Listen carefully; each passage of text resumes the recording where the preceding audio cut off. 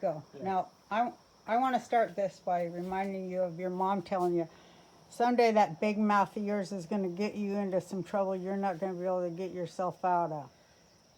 She had a way with words. Yeah, my mom was Serbian. Uh, the Serbians had a dark sense of humor. One of their big celebratory days was their defeat in the Field of Crows. Why did they celebrate that? Because they fought their ass off. They were hugely outnumbered, but they still took a bunch of, I don't know, Christ, was it the Croatians or what? They all get their names changed. It depends on whoever, back in England, whoever. Trying to erase history. What history is it revised? Whoever does the best stabbing and hacking gets to write the history. And then, the Pope would come out and bless and say, God's will, and he'd bless the victors. And then the victors would say, thanks for the blessing, thanks for helping making us legit. And the people would go, oh, I guess it's all good. It works together pretty good, don't it? The Well, system. they're comfortable bedfellows, Yeah, yeah. They're comfortable bedfellows. Tell that. The king always has the blessing of the whoever, and comes down to who's got the numbers and does the best stabbing and hacking. That's pretty much history, but they fill it up with noble platitudes. But anyway, yeah, the election. No, we're going to talk about how the media is bullshitting people and they're still swallowing it. It's the best movie ever. Talk about that one movie, Get Out, where it's like the one black guy and he realizes that everyone is trying to kill him. It's that movie on a grand scale. Because they just lie every day and people go, okay, I'll swallow it. Yeah, they're definitely backing Biden. It's all propaganda. It's owned by the party that backs Biden. And then when we get Trump on here, the President of the United States, which you used to respect, no matter who sat in that office, now it's just a seat where we can sneer at the leader and tell him every day we're going to take him down or out. Well, it's scary. And that's right there on the media, that one witch, that Samantha. I know she's in that fucking satanic coven over there in Hollywood. I don't know, for sure about satanic covens. I try to go with things that just, are just that they don't even bother to hide. The stuff they march right down Main Street. You're right. You keep me sane. And we do know that the fact is that everything that the public sees and hears, virtually everything that they see and hear, is owned by, I think, about 6 corporations. About 6 or so corporations, which means 6 or so CEOs. We can call it the media, but really it's just another tentacle of power. Power, big money incorporated. Money is their currency. Money talks and bullshit walks, and now they've got it so buttoned up that anything that's not money is bullshit.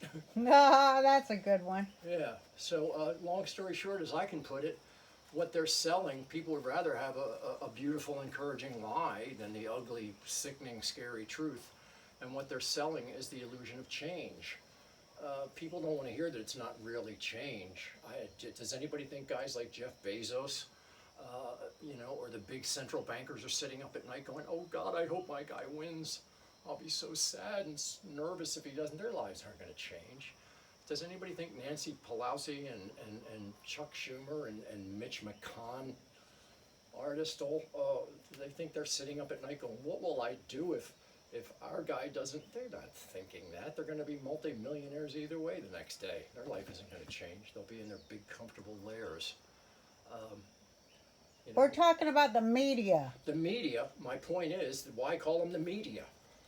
Why do you use that word? Because they're throwing Biden softballs and attacking the president every day. Of course they are, because once again, the people would rather hear a comforting. People want to get the illusion of change. They want to pretend. Power Incorporated is trying to tell the people, pretend that some big change is going to occur. Oh God, that terrible orange monster that causes cancer and has destroyed the universe, he's gone. We have a wonderful new era beginning. There's nothing changing. For God's sake, Biden says it right in their face. Nothing big's going to change. He's status quo Joe. He's been in charge. He's been in one of the 100 most powerful men in the world for 44 years.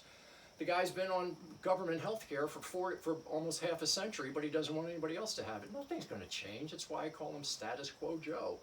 There's no big change coming, but that's what the media has been told to do. That tentacle of power incorporated has said, give people the idea that some big change is going to occur, that this election event, this show that we're putting on, is going to make a big change in people's lives. Nobody's life is going to change from top to bottom. I know you're not MAGA all the way, but you will be MAGA all the way coming up, because you'll see that Trump looks like Trump looks because he ain't in their book. He's had 4 years to pardon Julian Assange.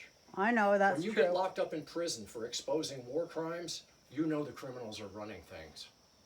They've even had to admit that nobody suffered, nobody was hurt, nobody who worked undercover for the United States or anybody else was. Well, they're not going to go against the machine. They're not going to take their life in their hands. Thank you. You answered the question you asked me. Nobody's going to go against the machine. It's a corrupt planet. Here's my summation. Picture a town with a crooked police department, where the guy who owns the car dealership owns the mayor and the police department. Now, substitute the word planet for town. It's buttoned up. It's like I tell you, you can't bust the busters.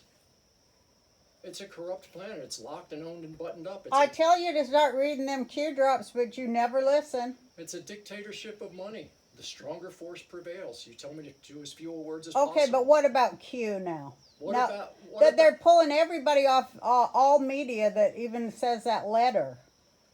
You don't think that's fascism? Of course it's fascism. Of course it is. What are you arguing? Are you arguing with me or agreeing with me? I'm telling you, it's all buttoned up.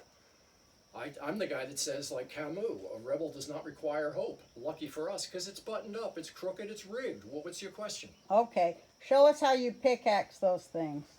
These stumps, I give them time. I cut the banana trees down because we don't want them. They're just tangled up and they've grown everywhere. They're tangled on top of themselves. And I don't want to walk around every other day with a big 12-foot pole hacking off those gigantic ceiling to floor brown dead looking drapes, those dead leaves, those dead. But there is fruit on them, and what if there's hunger? You get the little bunch of bananas. By the time you get the 19 bananas down, the 13th one is rotten and black by the time you eat the 4th one. It's impractical. We're two old people. We don't need 7,452 rotting little tiny bananas. They block out our view. Bats You're right. And rats can hide in them. You're right. I'm a banana tree hoarder. Yeah. So, I'm taking them down to the ground. For a while, they're like ugly stumps. But then eventually they're down to this point where I even get rid of the stumps. And here they are. We're taking it down to what I call ground zero. We're having a nice little rock garden. You can see prettier things, but you have your view of the ocean. Yeah. So here we go. I'm down to pulling the roots out, pulling them out by the roots. It sure looks nice when I come out here in the morning. Yeah, come back. And then my birds fly right over my head every morning at 6:08. Look real quick. It looks like like a king crab or something. These are the last of the roots of these guys. These won't be coming back. Some of them do. They try to sprout. They will though, babies. because they want to live real bad. So wherever you throw them, another banana tree will grow. That's not really true. There's some that don't come back, and you can see them. The tops of the stems are black. This guy is not sprouting. He's black. There's a rock on him, but it doesn't matter. It's just for decoration. Some do continue to sprout for a while, but some of them won't be coming back. I'll be taking them down to ground zero, what I call ground zero.